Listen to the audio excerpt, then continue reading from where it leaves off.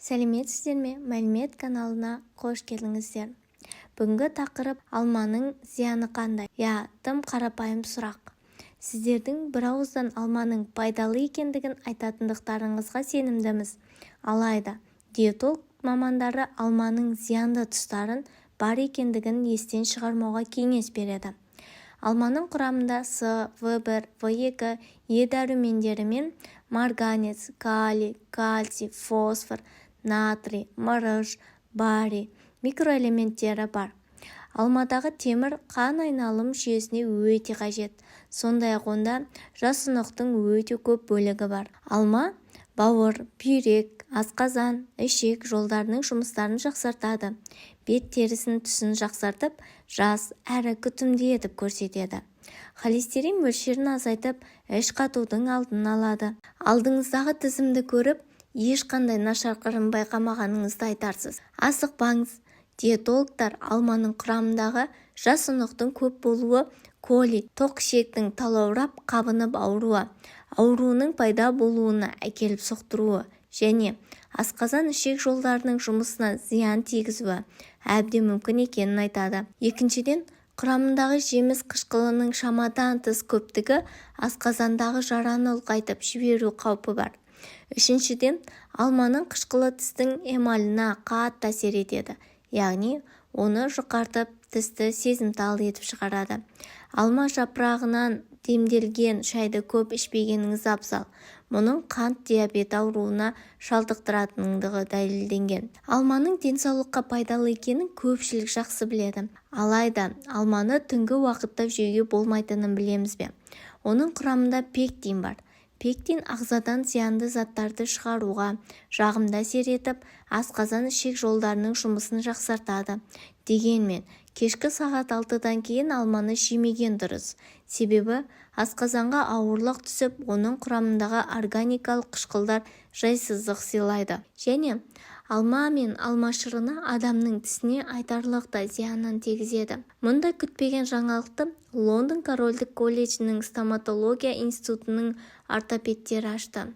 Мамандардың алманың адамның тісіне зиянды газдалған сусындарға қарағанда 4 есе жоғары екенін анықтаған.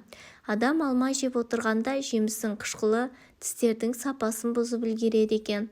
Бұл жайт 18 пен 30 жас аралығындағы 1000-нан астам адам қатысқан зерттеу барысында белгілі болды.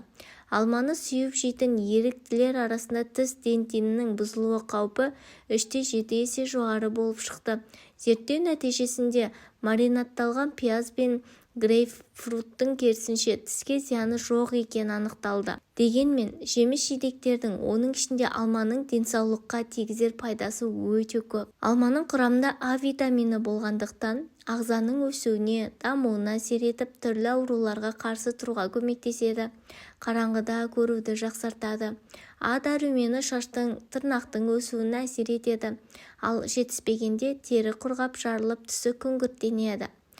В1 дәрумені организмде дұрыс зат алмасу үшін аса қажет.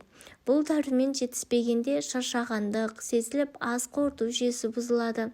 Ағза В1-ге зәру болған жағдайда жүйке жүйесі ауруға шалдығуы мүмкін. В2 дәрумені басқа да дәрумендер сияқты организмнің бір қалыпты өсуіне қажет. Жарақаттардың тез жазылуына мүмкіндік береді. Көздің жақсы көру қабілетін арттырады. Бұл дәрумен жетіспеген жағдайда ерін құрғап, ұшық шығады. Денеге түскен жарақат баяу жазылады. С дәрумені ағзаның жұқпалы ауруларға қарсы тұра алу әрекетін арттырады. Сүйекке және тіске беріктік қасиет береді. С дәрумені жетіспегенде ағза тез шаршайды. Сілемейлі қабықшалар қабынады, қазилік қанталайды. С дәрумені ағзаға қыс пен көктем айларында көбірек қажет. П дәрумені жіңішке қан тамырларының беріктігін арттырып, қызметін қалыпқа келтіреді. Е дәрумені бұлшық еттердің қызметін жақсартады. Ал ең бастысы алма темірге бай. Темір қан айналымы жүйесі өте қажет. Ал ол жүрек, бауыр, бүйрек, асқазан, ішек жолдарының жұмыстарын жақсартады.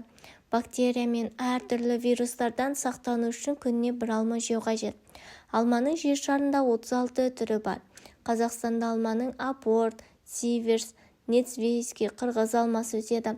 Алманың отаны орталық Азия. Сұрпына қарай алманың өмір сүру ұзақтығы да әртүрлі. Олар 20 жылдан 100 жылға дейін өсе беруі мүмкін. Алма ағашы еккен сәттен бастап гүлдемейді. Оны отырғызған соң 3-12 жыл ішінде жеміс бере бастайды. Сонымен қатар оның жаздық, күздік, қыстық сұрыптары болады. Яғни қысқы сорттары жылдың суық мезгілінде де алмасын бере алады. Жалпы алма жемісінің пайдасы да зияны да бар екен. Зиянына қарағанда пайдасы өте көп. Жоғарыда айтып кеткенде күніне бір алма жеу ол денсаулыққа өте пайдалы. Сіздер үшін керекті ақпарат болды деп ойлаймын. Міндетті түрде каналға тіркеліп лайк басуды ұмытпаңыз.